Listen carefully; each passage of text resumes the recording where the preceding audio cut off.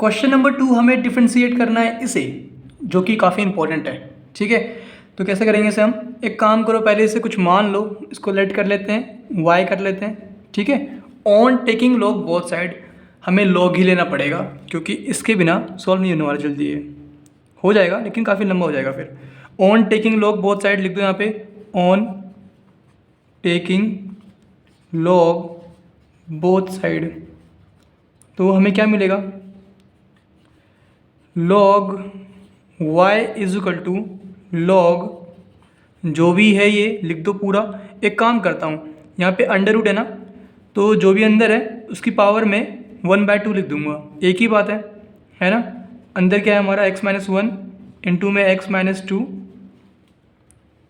और डिवाइड में क्या है x-3 into x-4 into x-5, और टोटल की पावर क्या लिखूँ मैं?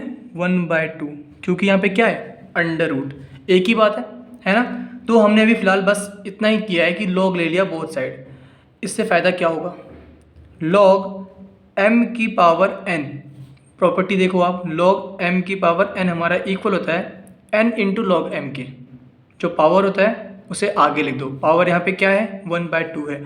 तो मैं लिखने वाला हूँ इसे log y is equal to 1/2 log, अंदर क्या है हमारा x-1 इंटू x-2, और डिवाइड में क्या है x-3 into x-4 into x-5। चलो ठीक है, इतनी बात तो समझ में आ गई। तो क्या इसे हम और सिंप्लीफाई कर सकते हैं? बिल्कुल कर सकते हैं। लॉग m की power n, sorry m upon n, ये रहा। ठीक है, m अपॉन n नहीं बन रहा है ये, m अपॉन n, तो ये क्या होता है? log m minus log n।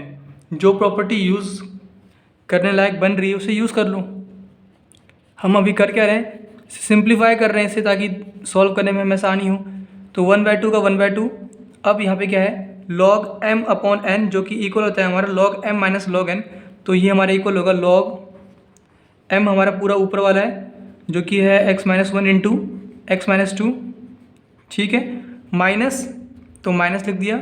Log जो भी नीचे डिनोमिनेटर में है लिख दो, log x-3 into x-4 into x-5। ठीक है, तो इसे यहाँ पे एक ब्रैकेट लगा दो ताकि हमें याद रहे कि पूरा एक ही है। उसके बाद log m इंटू n बन रहा है। पहले हमने क्या किया? पहले ये वाला फॉर्मूला यूज़ किया क्योंकि ये यूज़ हो रहा था। उसके बाद हमने ये वाला फॉर्मूला यूज़ किया, अब हम ये वाला कर रहे हैं। log m इंटू n क्या होता है? log m plus log n होता है। log m इंटू n हो रहा है यहाँ पे, है ना। तो ये हमारा किसके इक्वल होगा? log y तो उतार दिया हमने सेम टू सेम, 1/2 का 1/2। ये हमारा इक्वल होगा log m, मतलब log x-1 into plus log n, मतलब प्लस log x-2। ठीक है, यहाँ तक सॉल्व हो गया। इसके बाद माइनस है तो माइनस लिख दो यहाँ पे। log m into n into, इसे भी कुछ मान लो, m n o मान लो, तो क्या होगा हमारा इक्वल? ये log m plus log n plus log, इसे o माना है तो log o हो जाएगा, मतलब तीनों को लिख दो। और माइनस से मल्टीप्लाई करना है तो यहाँ पे क्या आएगा हमारे पास? log x-3 आएगा, फिर माइनस log x-4 आएगा, और माइनस log x-5 आएगा। ठीक है, और ये ब्रैकेट क्लोज कर दो बड़ा वाला। डन, यहाँ तक कोई दिक्कत नहीं आनी चाहिए। यहाँ पे क्या किया मैंने? इनको ओपन कर लिया और माइनस से मल्टीप्लाई कर दिया, इसलिए सब नेगेटिव हो गए। अब ये आराम से डिफ्रेंशिएट हो जाएंगे। On differentiating both side with respect to x लिख दो यहाँ पे, on differentiating both side with respect to x हमें क्या मिलेगा बताओ? log y का क्या मिलेगा? 1/y।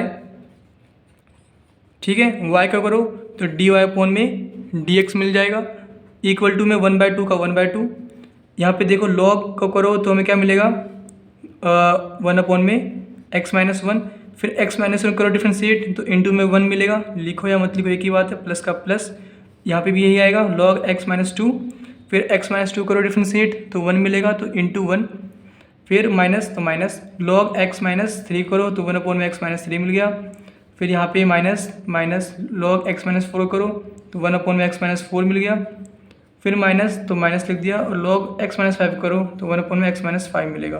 तो हमने बोथ साइड डिफ्रेंशिएट कर दिया है और कुछ भी एक्स्ट्रा नहीं किया है। अब हमें क्या पता है कि हमें dy/dx की वैल्यू निकालनी है, तो ये यहाँ रहने दो, और मल्टीप्लाई में क्या है 1/y, y को इस साइड ला के मल्टीप्लाई कर दो क्योंकि ये डिवाइड में है, तो इनटू में y और ये पूरा जो भी है यहाँ पे, और यहाँ पे 1/2 भी है इनटू में, तो यहाँ पे 1/2 कर दो, तो यहाँ पे y/2 लिख दिया मैंने, y/2, और ये पूरा लिख दो यहाँ पे, ठीक है।